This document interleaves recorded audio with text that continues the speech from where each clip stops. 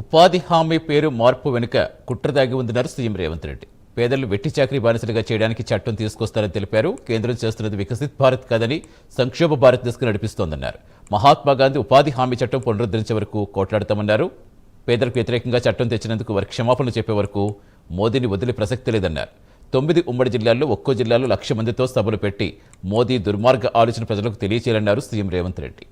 ప్రాంతంలో రైతు కూలీల కోసం ఏదైతే రైతు వ్యతిరేక చట్టం తీసుకొచ్చిండో నరేంద్ర మోడీ, విబీజీ, రామ్జీ, అందులోనే గందరగోళం ఉంది.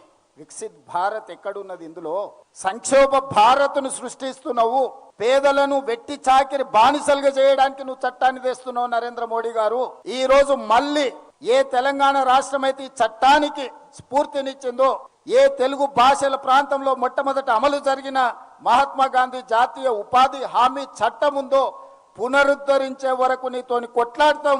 ఈ చట్టం పేదలకు వ్యతిరేకంగా తెచ్చినందుకు మళ్ళీ పేదలకు ఈ జాతికి క్షమాపణ చెప్పే వరకు నరేంద్ర మోడీ గారిని వదిలే సమస్యనే లేదు.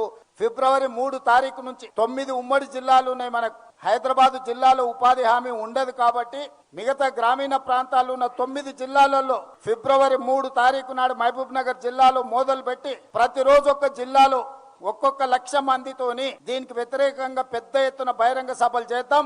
9 జిల్లాలు నేను పర్యటన చేస్తా. ఫిబ్రవరి 3 తారీఖు నాడు మొదలుపెట్టి 9 జిల్లాలల్లా నరేంద్ర మోడీ గారి యొక్క దుర్మార్గమైన ఆలోచన, పేద ప్రజల యొక్క వ్యతిరేక చట్టం, రైతు కూలీలను కట్టు బానిసలుగా మార్చడానికి చేస్తున్న ప్రయత్నాన్ని తిరస్కరిస్తూ 9 జిల్లాలల్లా పెద్ద ఎత్తున సభలు పెట్టాలి. ప్రతి సభకు ఒక మంత్రికి బాధ్యత ఇచ్చి 9 సభల నిర్వహణ కూడా